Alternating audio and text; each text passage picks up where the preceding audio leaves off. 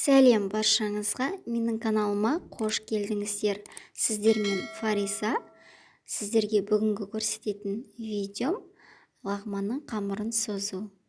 Ең алдымен еліктен өткізілген ұнның үстіне бір дана жұмыртқамызды салып, салқын суға бір шай қасық тұзды салып, жақсылап тығыз қылып қамыр илейміз.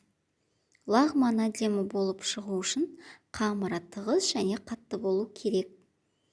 Мінекей осылай бірнеше мәрте қамырымызды қайырамыз, яғни иін қандырып басын біріктіреміз.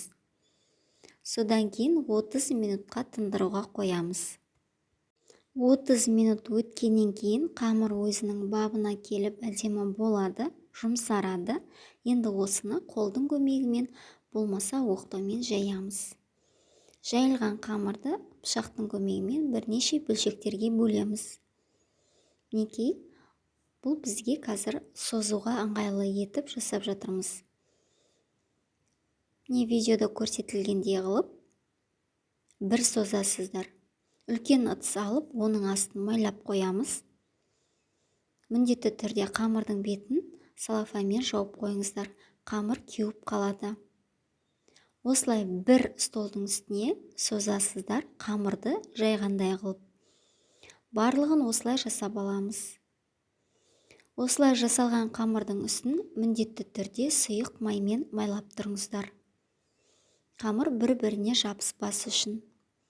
Содан кейін бетін жауып 10 минутқа қалдырамыз. 10 минут өткеннен кейін шетінен қамырды ала отырып, осылай столдың үстіне созамыз. Қамыр жайғандай қылып созып аласыздар. Осылай біркелкі болады. Қамыр кішкене қалыңдау. Бұны қазір қайтадан созамыз. Негізі қамыр қатты және тығыз қылып иленгеннен кейін үзіліп кетпейді. Сол себепті жая бересіздер. Барлығын осылай жасап алыңыздар. Енді осы қамырдың бетінде жауып қоямыз міндетті түрде салафанмен. Осы қамырды қайтадан аламыз. Бұл лағманның соңғы созылуы. Жіңішке болғанша қамырды созамыз. Мінекей, осылай столдың үстіне созсаңыздар да болады.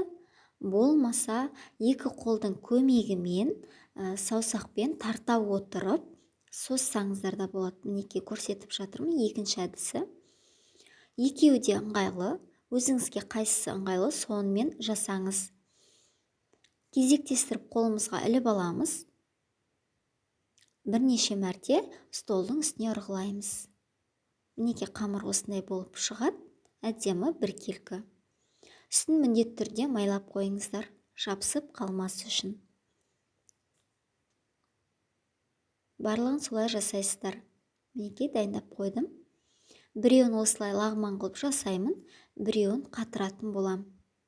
Қайнап тұрған суға қамырларымызды салып 10 минут пісіріп аламыз. Осылай шанышқан көмегімен араларын ашып жібересіздер. Майланғаннан кейін оңай ашылады. Піскеннен кейін міндетті түрде салқын суға салыңыздар. Қамырыңыз әдемі болып, бір-бірінен ажырап тұрады. Міне дайын болды. Міндетті түрде жасап көріңіздер. Өте оңай рецепт, қарапайым, міндетті түрде ұнайды деген ойдамын. Екінші қамыр менде қатыруға қойдым. Барлығын осылай жасап алдым. Салафанға салып, барлығын жасап болғаннан кейін майлап қойдым. Мінекей дайын болып тұр, қатырып қойдым. Асыққан кезіңізде бірден жасай берсеңіз болады. Ас болсын.